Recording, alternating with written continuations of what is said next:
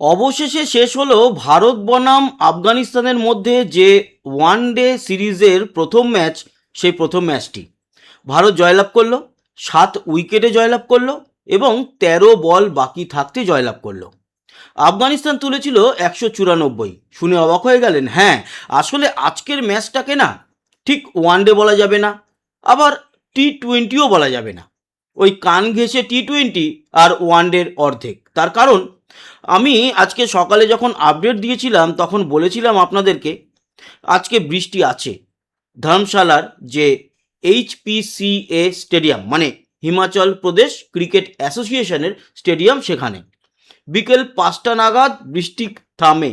তারপরে ম্যাচ শুরু হতে হতে প্রায় 5টা 45, তখন ওই 25-25 ওভারে ম্যাচকে ভাগ করা হয়। আর টসে জেতে শুভমান গিল মানে ভারত। আর এটাও বলেছিলাম, যেই জিতুক না কেন চেস করবে রান, সেকেন্ড ইনিংসে ব্যাট করার চেষ্টা করবে, কারণ ডিউ ফ্যাক্টর, হিমাচল প্রদেশে খেলা বলে কথা। তাই হয়েছে, ভারত জয়লাভ করেছে সেই সমস্ত কিছু। তবে এই যে আমরা প্রেডিক্টেবল 11 নিয়ে আলোচনা করেছিলাম, সেখানে সবই ঠিকঠাক ছিল। ঈশান কিষান খেলেছে, 3 নম্বরে খেলেছে। KL রাহুলও খেলেছে। ঈশান কিষান উইকেট কিপিং করবে, সেটাও করেছে। রোহিত শর্মা খেলবে, খেলেছে, ওপেনিং করবে, করেছে। সব কিছু ঠিকঠাক ছিল। দুটো জায়গায় পরিবর্তন ছিল। এক হচ্ছে প্রিন্স যাদবের জায়গায় গুরনুর ব্রারকে নেওয়া হয়েছে, ভালো করেছে, কোনো অসুবিধা নেই। কারণ ওই জায়গায় একটা ফাস্ট বোলার দরকার ছিল। যদি হার্দিক পান্ডিয়া দলে থাকতো তাহলে নেওয়ার প্রয়োজন হতো না। আর হার্দিক পান্ডিয়ার জায়গায় যখন স্পেশালিস্ট একজন ফাস্ট বোলারকে নেওয়া হয়েছে, যদিও ছিল নীতিশ কুমার রেড্ডি, কিন্তু নীতিশ কুমার রেড্ডি তো আর হার্দিক পান্ডিয়া নয়। যাই হোক, যেহেতু নেওয়া হয়েছিল প্রিন্স যাদবকেই হোক বা গুরনুর ব্রারকেই হোক, আমাদের একজন ব্যাটার কমে গিয়েছিল। সেখানে কুলদীপ যাদবকে নেওয়াটা চাপ হয়ে গিয়েছিল। কুলদীপ যাদবকে অফ করে নেওয়া হয়েছিল হর্ষ দুবেকে। তার কারণ হর্ষ দুবে যেরকম স্পিন বলটা করতে পারে, সেরকম ও কিন্তু ব্যাটটাও করতে পারে, এই কারণে। আর আমি একজনকে জিজ্ঞেস করলাম, স্পেশালিস্ট, বললাম প্রিন্স যাদব কেন নয়? বলল প্রিন্স যাদবের থেকে একটু বেটার ব্যাট করতে পারে গুরনুর ব্রার। ওর 320 রানের মতো আছে 18খানা মতো ম্যাচে।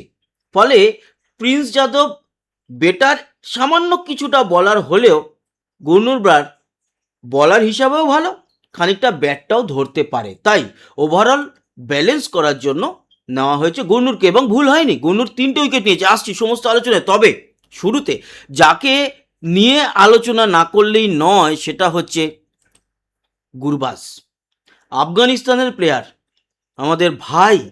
এবং ও আমাদের কলকাতা নাইট রাইডার্সে দীর্ঘদিন খেলেছে। গুরবাজ আজকে অসাধারণ একটা সেঞ্চুরি করেছে। ওর দৌলতেই 194 রানে পৌঁছাতে পেরেছে আফগানিস্তান। 51 বলে 102 রান এবং 8খানা 4, 8খানা 6 মেরেছে। তার মানে 4-8 32 আর 6-8 48, 50 আর 30 80 রান ও মাঠের বাইরে থেকে তুলেছে। Hats off. জিতলে ও প্লেয়ার অফ দ্য ম্যাচ যে হতোই, এটা নিয়ে কোনো প্রশ্ন ছিল না। বাকি আর যে প্লেয়ারদের নিয়ে আলোচনায় আছে তাদের সম্পর্কে বলি। যখন বোলিং আমাদের হচ্ছিল সেই সময় 3খানা কিন্তু হর্ষ দুবে উইকেট নিয়েছে, আর উইকেট নিয়েছে গুরনুর ব্রার, 3টে দুজনেই। হর্ষের তো আজকে অভিষেক ছিল। গুরনুর আগে একটা খেলেছে, বাট অভিষেকের মতোই। একেবারে নতুন ছেলে, তাদের পারফরমেন্সে অন্তত আমরা যারা ক্রিকেট প্রেমী হ্যাপি। আগামী ভবিষ্যৎ আমাদের ক্রিকেটের ভালো, এদেরকে দেখলেই বোঝা যায়। আর যাদের নিয়ে আলোচনা, তারা দুজন কারা? তারা দুজন হচ্ছে শুভমান গিল এবং KL রাহুল। আলোচনা তো আমরা করতেই পারতাম রোহিত শর্মাকে নিয়ে, আলোচনা করতে পারতাম আমরা ঈশান কিষানকে নিয়ে, কিন্তু আলোচনা করতে হচ্ছে শুভমান গিলকে নিয়ে, KL রাহুলকে নিয়ে। যদিও শুভমান গিলের যে ইনিংসটা 81 রানের মতো, আমি আরেকবার দেখে নিই। শুভমান গিলের ইনিংসটা হচ্ছে গিয়ে, এক সেকেন্ড আমি বলে দিচ্ছি, 84 রানের। 66 বলে 84 রান, 11টা 4, 2খানা 6, 127 স্ট্রাইক রেট। এই যে ইনিংসটা, এটা কিন্তু নিখুঁত যে একবারে ছিল তা বলবো না। তার কারণ ও ও খুব কম রানের মাথায় ওই যখন 12-13 সেই সময় একটা ক্যাচ তুলে দেয়। যদিও সেই ক্যাচটা রাডারের মধ্যে থাকলেও ধরতে পারেনি আফগানিস্তানের উইকেট কিপার গুরবাজ, যে সেঞ্চুরি করেছে। আর রাহুল কেন উল্লেখযোগ্য, শেষে এসে ফাটিয়ে দিয়েছে। 19 বলে 39, 4টে 4, 3খানা 6, 205.26 হচ্ছে স্ট্রাইক রেট। অসাধারণ খেলেছে রাহুল, নট আউট থেকে দলকে জিতিয়ে নিয়ে গেছে। ইভেন শুভমান গিলও নট আউট ছিল। বাকি আলোচনায় এবার আমরা আসি, বাকি প্লেয়ারদের নিয়ে যে আলোচনা করতে হবে তার আগে শুভমান গিল সম্পর্কে আরও একটা আলোচনা না করলেই নয়। সেটা হচ্ছে অসাধারণ দুখানা ক্যাচ নিয়েছে। একটা ক্যাচ স্লিপে একেবারে বাঁ দিকে ঝাঁপিয়ে এইভাবে ধরে পুরো ভল্ট খেয়ে পড়ে ক্যাচটা নিয়েছে। আর একটা ওই কি বলে দৌড়ে গিয়ে সাইড লাইনের ধারে, খুব ভালো। এবং শুভমান গিলের ওই যদি আজকে গুরবাজ ক্যাচটা ধরে ফেলতো তাহলে কিন্তু এতটা জায়গায় আসতে পারতো না। বাট আজকে অধিনায়কত্ব করেছে, সব ঠিকঠাক আছে। আর ওই যে বললাম 25 ওভার করে ম্যাচ ছিল আজকে, সেই কারণে আমি আজকে ওয়ানডেও ঠিক বলবো না, তবে হিসাবে তো ওয়ানডেই থাকবে।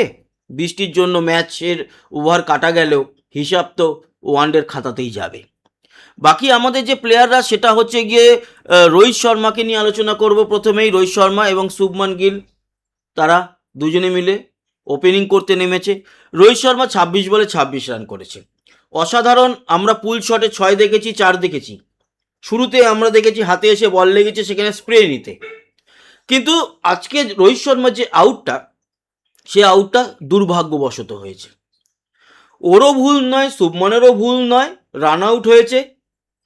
রোহিত শর্মা ঠুকে দিয়ে রানটা নিতে গিয়েছিল, আর যখন শুভমান উল্টো দিক থেকে দৌড়ায় তখন সামনে এসে গিয়েছিল বলার, এবং তার জন্য সে আটকে যায়, ফলে পিছিয়ে আসে। আর ততক্ষণে রোহিত শর্মা অনেকটাই ছুটে এসেছিল, ফিরে যাওয়ার আগে বল ছুড়ে দেয় গুরবাজ, কিন্তু তাকে রান আউট করে দেয়।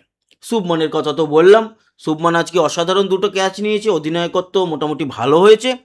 আর ওই কালো একটা দাগ যেই ক্যাচটা তুলেছিল গুরবাজ নিতে পারেনি, সেটা ছাড়া বাকি অসাধারণ ঝকঝকে একটা ইনিংস খেলেছে।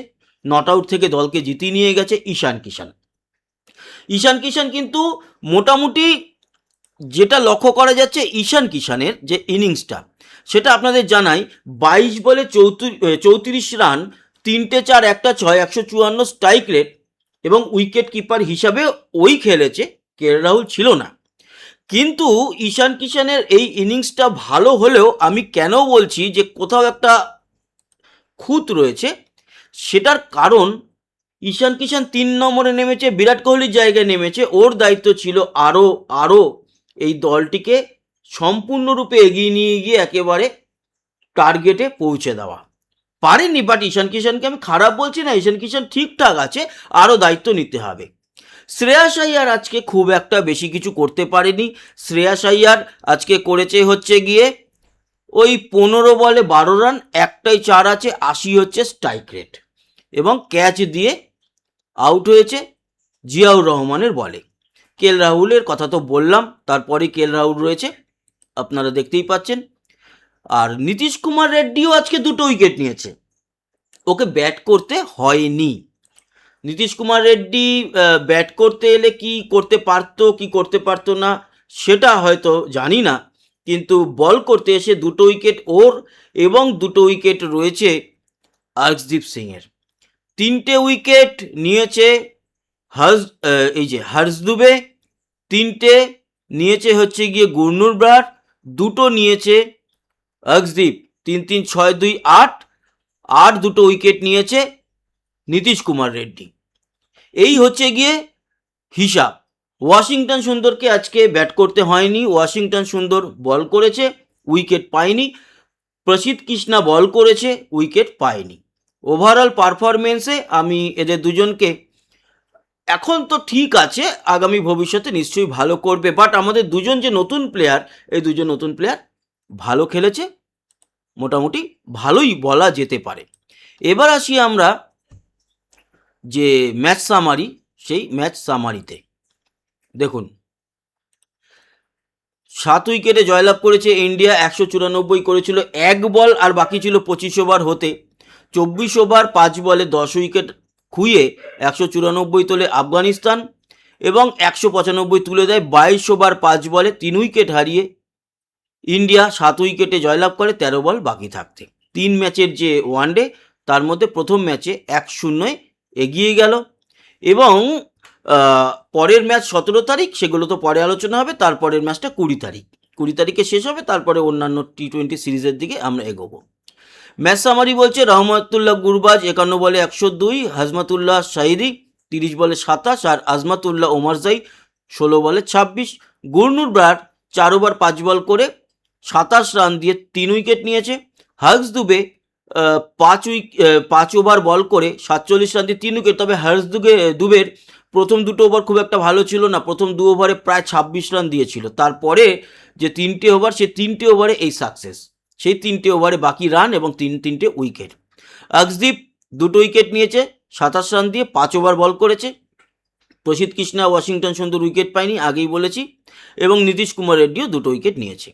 অন্যদিকে শুভমান গিল 66 বলে 84 নট আউট, কেএল রাহুল 19 বলে 39 নট আউট, ঈশান কিষান 22 বলে 34, আর এদিকে রাশিদ খান 5 ওভার বল করে 37 রান দিয়ে 1 উইকেট, জিয়াউর রহমান 4 ওভার বল করে 39 রান দিয়ে 1 উইকেট, মোহাম্মদ নবী 2 ওভার বল করে 26 রান দিয়ে কোনো উইকেট পায়নি। আর একটা যে উইকেট গেছে রোহিত শর্মার, সেই 3 উইকেটের মধ্যে সেটা হচ্ছে গিয়ে রান আউট।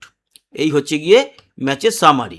এখনও পর্যন্ত প্লেয়ার অফ দ্য ম্যাচ আসেনি, এসছে কিনা জানি না।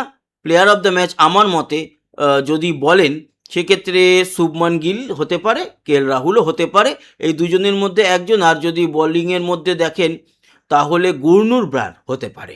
তো আমার মনে হচ্ছে গুরনুর ব্রার কিংবা শুভমান গিল, এই দুজনের মধ্যে একজনকে প্লেয়ার অফ দ্য ম্যাচ দেওয়া হবে। সে তো আমরা খানিকক্ষণ বাদে জেনে যাব। আপাতত ভিডিওটা এইটুকুই। সাবস্ক্রাইব করে আমাদের সঙ্গে থাকবেন এবং লাইক শেয়ার করতে ভুলবেন না। ওদিকে চলছে ওয়ার্ল্ড কাপ এবং আপনারা অবশ্যই সাবস্ক্রাইব করে সঙ্গে থাকুন আমাদের জুড়ে। কমেন্ট বক্সে মতামত জানাবেন আর লাইক আর শেয়ার করতে ভুলবেন না। আসছি, আবার দেখা হবে, টাটা।